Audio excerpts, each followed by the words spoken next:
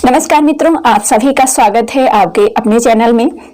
तो इस net JRF का ये दूसरा प्रैक्टिस सेट है जो हम यहाँ पे सॉल्व करने जा रहे हैं। 100 क्वेश्चन है जैसा पहले प्रैक्टिस सेट में आपको बताया था, लेकिन ये इसमें विशेषता है कि जो क्वेश्चन मैंने पहले सेट में सेट किए हैं वो दूसरे में नहीं मिलेंगे, उसके अलग मिलेंगे। जो हमारे 31 प्रैक्टिस सेट हैं उनकी विशेषता ये है कि एग्जाम में आप जब बैठेंगे और जिसने भी हमारे ये प्रैक्टिस सेट लगाए होंगे तो वो लोग खुद जानते होंगे, ठीक है। और इस बात की मुझे खुशी है कि जिन लोगों ने भी लिए हैं प्रैक्टिस सेट उन्हें लगता है कि हाँ, मैम ने जो वर्क किया है वो अच्छा है, ठीक है।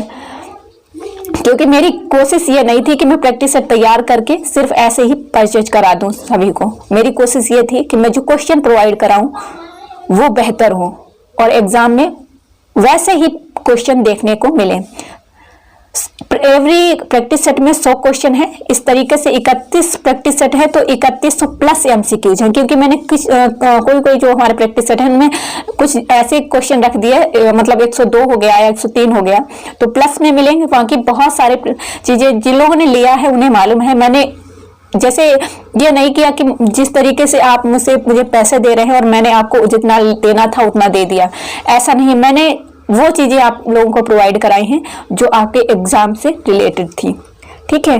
कोई मतलब वादिता नहीं है कि इतना ही दे दिया आपको सिलेबस में, इतना तो आप इतना ही मैं दे सकती हूँ, बाकी नहीं, ठीक है। तो ये चीजें बताने वाली नहीं है, लेकिन फिर भी जिन लोगों को लगता है ना, एक मुझे कल एक जो मैंने पहला प्रैक्टिस सेट प्रोवाइड कराया था तो उसमें एक कमेंट मिला था कि ऐसा पेपर नहीं आता है। मैं आपको बता दूं, मैंने ऐसा नहीं है कि मैंने बिना पढ़े ही आपको प्रैक्टिस सेट प्रोवाइड करा दिया है। मैंने खुद एग्जाम को क्वालिफाई किया है, ठीक है। और जिस स्थिति में मैंने क्वालिफाई किया है उस स्थिति में कोई सोच भी नहीं सकता है, ठीक है। तभी मैं कहती हूँ कि मैंने जो प्रैक्टिस सेट तैयार किए हैं, मैं पूरे कॉन्फिडेंस से कहती हूँ कि जो मैंने प्रैक्टिस सेट तैयार किए हैं, आप एग्जाम में अगर जिसने भी लिए होंगे उसने अगर बेहतर तरीके से उनको तैयार कर लिया, क्योंकि तैयार करने का भी अपना अपना तरीका होता है ना, तो उसको 100% सफलता मिलेगी, ओके। और हाँ, उन्होंने जो कहा था उसका मैंने आपको जवाब भी दिया था कि इससे अलग नहीं आएगा, ठीक है। सेम टू सेम नहीं कह सकती हूँ, क्योंकि सेम टू सेम मेरा माइंड और एनटीए का माइंड एक ही नहीं है। मैंने अपने लेवल से एग्जाम के जो क्वेश्चन पेपर आते हैं उसके अकॉर्डिंग मैंने तैयार किए हैं, ठीक है। थोड़ा बताना जरूरी था, क्योंकि अगर नहीं बोलेंगे तो आप लोगों को लगेगा कि मैम ऐसे ही क्यों खाली व्यूज के लिए ये प्रैक्टिस सेट, यही प्रैक्टिस सेट जो मैं यहाँ पे दी हूँ, ऐसे ही प्रैक्टिस सेट मैंने प्रोवाइड कराए हैं अपने व्हाट्सएप पेड ग्रुप में, ठीक है। मैं व्यूज के लिए काम करती हूँ, लेकिन ऐसा नहीं बिल्कुल व्यूज के लिए, ठीक है। अगर मुझे व्यूज के लिए ही काम करना होता तो मैं कब की यूट्यूब छोड़ चुकी होती। तो ये जो जिन लोगों की ये धारणा है, जो माइंड सेट किए बैठे हैं, वो लोग इस चीज को भूल जाए। अगर ना आना चाहें तो प्लीज ना आए देखने, ठीक है। आपका व्यूज जो है, आप अपना एक व्यूज हमें ना दे, ओके। और जो लोग देखना पसंद करते हैं तो मैं उनके लिए बनाती रहूंगी, यूट्यूब पे हमेशा बनाती रहूंगी, ओके। तो चलिए कोई नहीं, स्टार्ट करते हैं। अब यहाँ से हमारा जो लास्ट क्वेश्चन होगा तभी बीच में डिस्कशन होगा, नहीं तो पूरे डायरेक्ट हम क्वेश्चन को पढ़ते चलेंगे। आप लोग जो है अपना देखिएगा कि आपने 75 से ऊपर ले जाना है, नीचे नहीं रखना है, ठीक है। तो देखते हैं पहला क्वेश्चन, किस शब्द शक्ति की प्रतीत सबसे पहले होती है?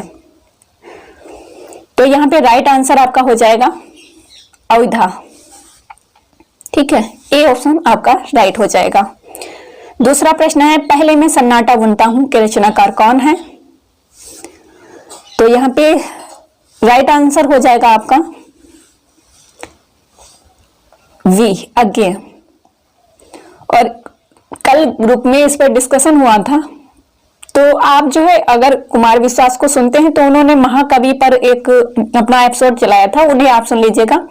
दूसरी देखिए, जब अज्ञात नाम से, जब ये अज्ञा जी जेल में थे तो अज्ञात नाम से इनकी रचना आई थी, तो उसी समय प्रेमचंद जी ने बताया था कि अज्ञात है, तो अज्ञा ने कहा, प्रेमचंद जी ने कहा तो हम इसे अज्ञात ही कह देते हैं। उसी के बाद से इनका नाम अज्ञेय पड़ गया, ठीक है। नेक्स्ट जो है स्थापना और तर्क का क्वेश्चन, आप देख सकते हैं किस तरीके से मैंने पेपर सेट किया है। स्थापना और तर्क का क्वेश्चन है, रस ना तो निर्विकल्प ज्ञान का विषय है और ना सविकल्प। तर्क क्या कहता है? क्योंकि रस की प्रतीत में श्रृंगार, वीर, हास्य, करुण आदि रस विशेष रूप से आभासित होते हैं, इसीलिए रस निर्विकल्प ज्ञान का विषय नहीं है। तो यहाँ पे इसका राइट आंसर क्या होगा, प्रश्न नंबर 3 का आप पढ़ लीजिएगा, उसके बाद में आंसर दीजिएगा, ठीक है। और थोड़ी क्लास लंबी हो सकती है क्योंकि 100 प्रश्न है और आपका एग्जाम भी मालूम है 2 घंटे देता है 100 क्वेश्चन सॉल्व करने के लिए, लेकिन हम यहाँ पे इसको लगभग 30 मिनट में ही सॉल्व करना चाहेंगे, ठीक है। तो डी ऑप्शन इसका राइट हो जाएगा, इसे आप पढ़ लीजिएगा और समझ लीजिएगा। नेक्स्ट हमारा क्वेश्चन है, व्यंजना शब्द शक्ति का संबंध किससे होता है? तो यहां पे राइट आंसर हो जाएगा आपका ध्वनि सिद्धांत। नेक्स्ट हमारा प्रश्न है, भरत मुनि के अनुसार नाट्य वृत्तियों का सही क्रम है, तो क्या होगा? वी ऑप्शन, भारती, सातवती, कैसकी, आर्वटी। नेक्स्ट प्रश्न है, निर्व्यक्तिकता का सिद्धांत दिया है, किसने दिया है? तो हो जाएगा रिचर्ड्स। नेक्स्ट प्रश्न है, सही क्रम कौन सा है? तो सबसे पहले आपको मालूम है क्या आया है? रस आया है, फिर उसके बाद में अलंकार, फिर रीत, फिर ध्वनि, ठीक है।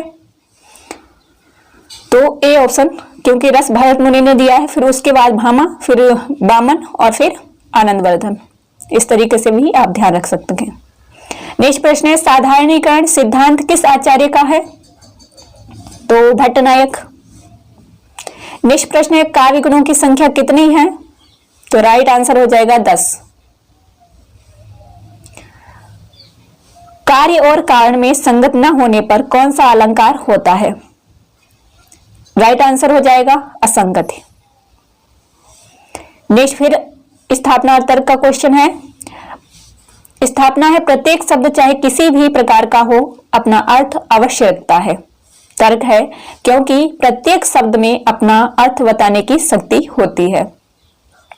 तो यहां पे राइट आंसर क्या हो जाएगा? ए ऑप्शन हो जाएगा। इसे आप जरूर पढ़ लीजिएगा।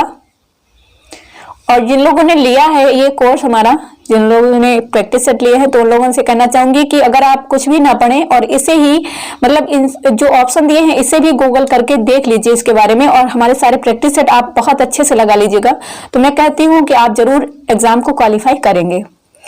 असाध्य वीणा का मूल भाव क्या है? तो अहम का विसर्जन।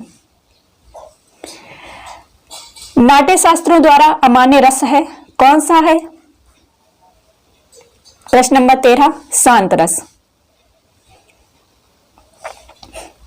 नेक्स्ट क्वेश्चन है, मिथक का अर्थ क्या है? तो डी ऑप्शन हो जाएगा अतिमानवीय पौराणिक पात्र।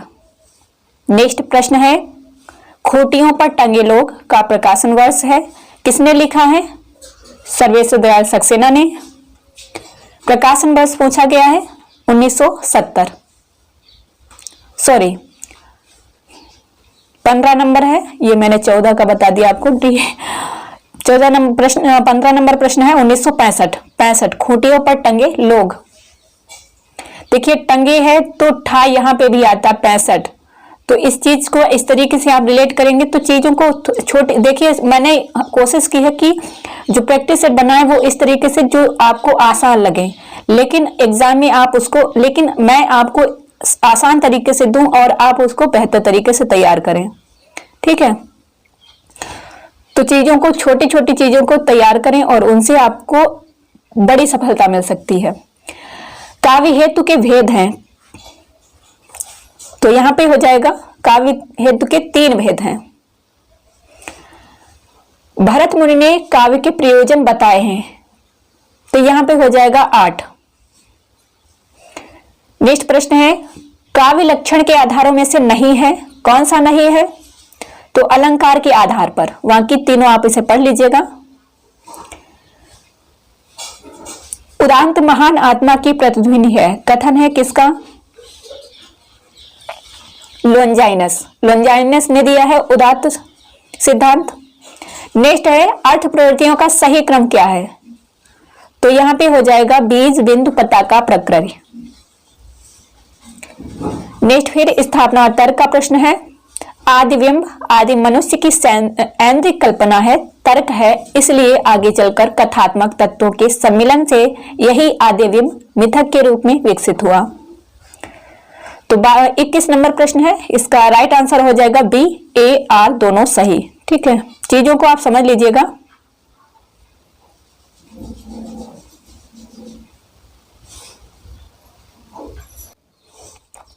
नेक्स्ट जो हमारा 22 नंबर प्रश्न है, ध्वनि को काव्य की आत्मा कहा है, किसने कहा है? 4 ऑप्शन दिए हैं, राइट आंसर हो जाएगा डी, आनंद वर्धन ने। नेक्स्ट प्रश्न है, कॉलरिज ने कल्पना के कितने भेद दिए हैं? 23 नंबर 2। नेक्स्ट प्रश्न है, अवंतिका मागधी रीति की रचना की है, किसने की है? भोजराज ने। नेक्स्ट प्रश्न है, अनुभाव के कितने भेद हैं? 4। निम्न में कौन सा अनुभाव का भेद है? मैं यहाँ पे डायरेक्ट आंसर आपको ऑप्शन न बताकर आंसर बता रही हूँ, जिससे अगर आप सुनेंगे और इस चीज को याद रखेंगे तो आपको ध्यान रहेगा।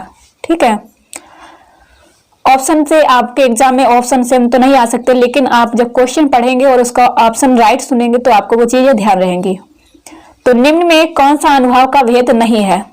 ध्वनिक, कायिक है, सात्विक है, आहार्य है, लेकिन ध्वनिक नहीं है। सात्विक अनुभाव के भेद हैं 8। वाणी का प्रयोग किस अनुभाव के अंतर्गत आता है? वाचिक।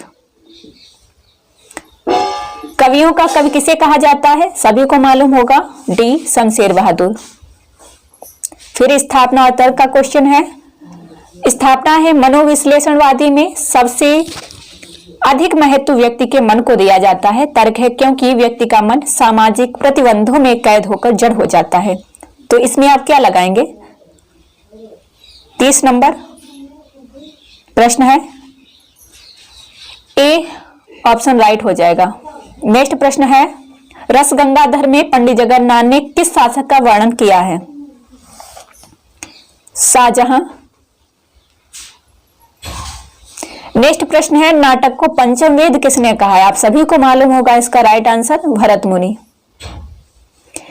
एक पीली शाम के रचनाकार हैं, कौन है? शमशेर बहादुर। अज्ञेय को उनकी रचना कितनी नावों पर कितनी बार के लिए ज्ञानपीठ पुरस्कार किस वर्ष मिला है? 33 नंबर 34 नंबर 1978। सर्वप्रथम व्यास सम्मान किस रचनाकार को मिला है? डी, रामविलास शर्मा।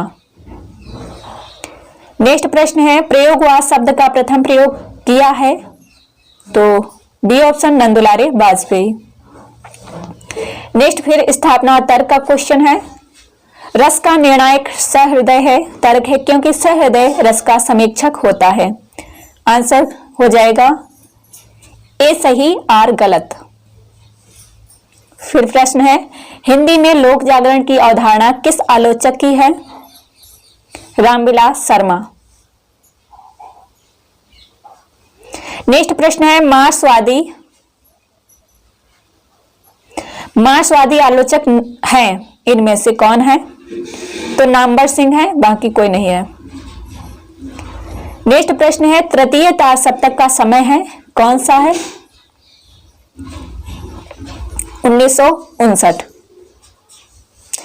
नेक्स्ट प्रश्न है, परंपरा की अवधारणा का सिद्धांत दिया है रिचर्ड्स ने।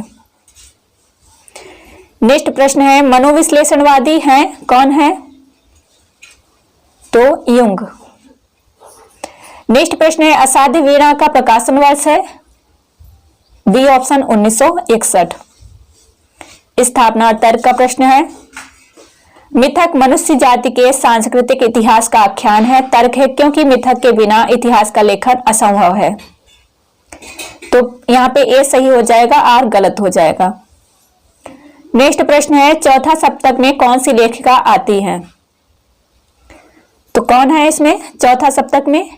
सुमन राजे, क्योंकि प्रथम तार सप्तक में कोई महिला लेखिका नहीं है। और 3 जो है उसमें है, देखिए शकुंतला माथुर जो है दूसरे में है, कीर्ति चौधरी जो है ये तीसरे में है, और चौथे में सुमन राजे हैं।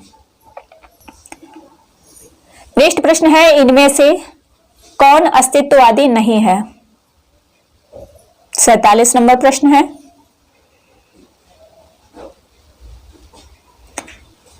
तो यहां पे हो जाएगा एडलर, बाकी तीनों अस्तित्ववादी हैं। मुख्यात हति दोष पंक्ति के रचनाकार हैं वी मम्मट। नेक्स्ट प्रश्न है, इनमें से कौन पहला संप्रदाय है जिसमें साहित्य के रूप में साहित्याध्ययन की एक संपूर्ण पद्धति प्रस्तुत करने का प्रयत्न किया गया है? 49 नंबर प्रश्न है, बी ऑप्शन, रूसी रूपवाद। सभी जितने भी टॉपिक हैं आपके, जितनी भी मतलब जो आपकी यूनिट लगी हुई हैं, सभी से रिलेटेड करके हमने प्रश्न रखे हैं। स्थापना और तर्क का प्रश्न है, रूपवाद कोई पद्धति शास्त्र नहीं है, तर्क है सौंदर्य शास्त्र है, तो दोनों ही सही होंगे। नेक्स्ट प्रश्न है, सही क्रम लगाना है, तो सबसे पहले कौन आएगा? भामा, फिर दंडी, वामन और फिर Kshemendra. 51 number A option right हो जाएगा। फिर है, मधुमती भूमिका की अवधारणा है किसकी? 52 नंबर केशव प्रसाद मिश्र की।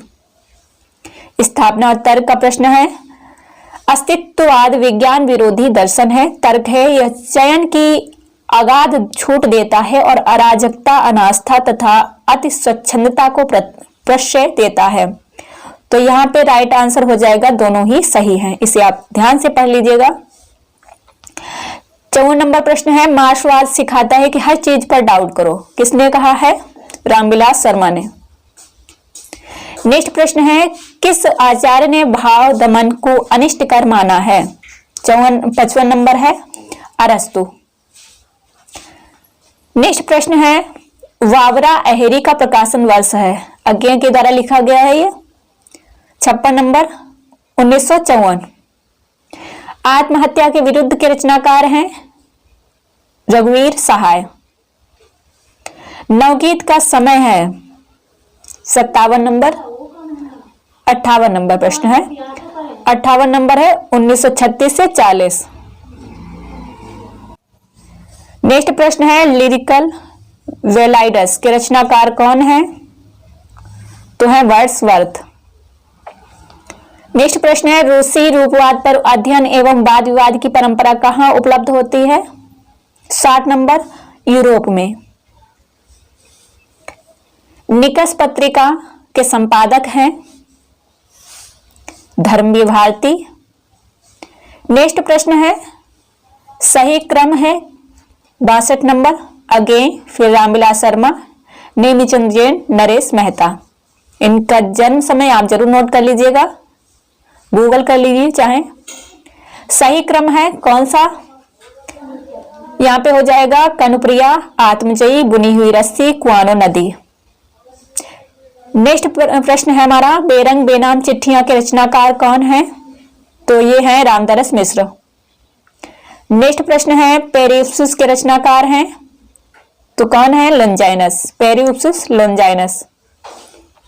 नेक्स्ट प्रश्न है, मछली घर के रचनाकार कौन है?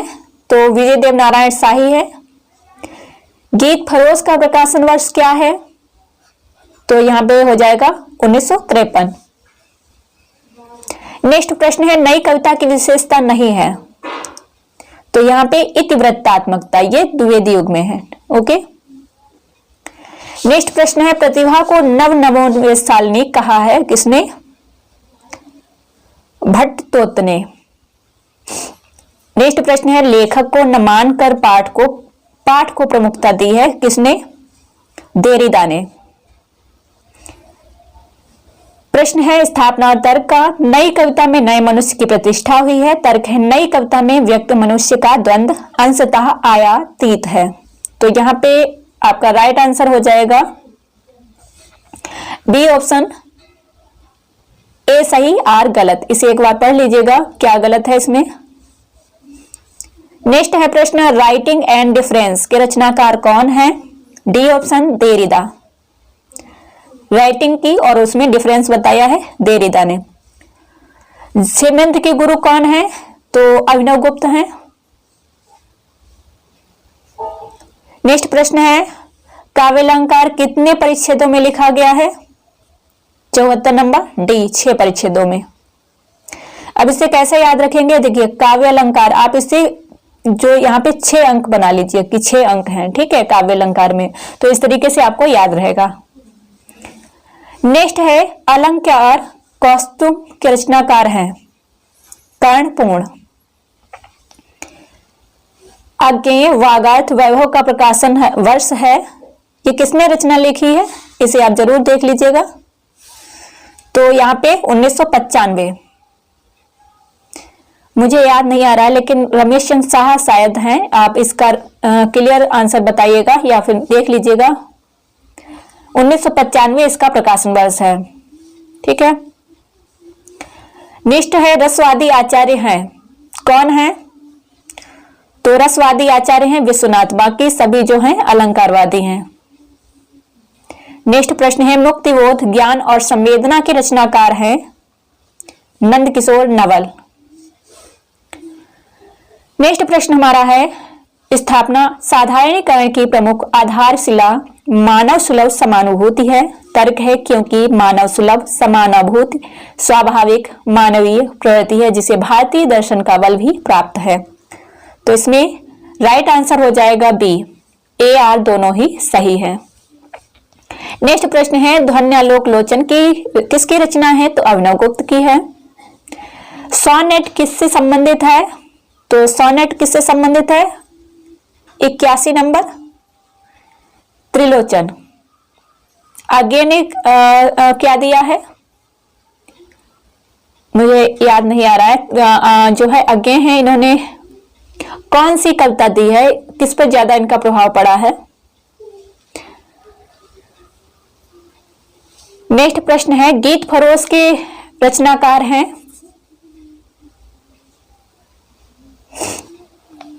तो 82 नंबर भवानी प्रसाद मिश्र।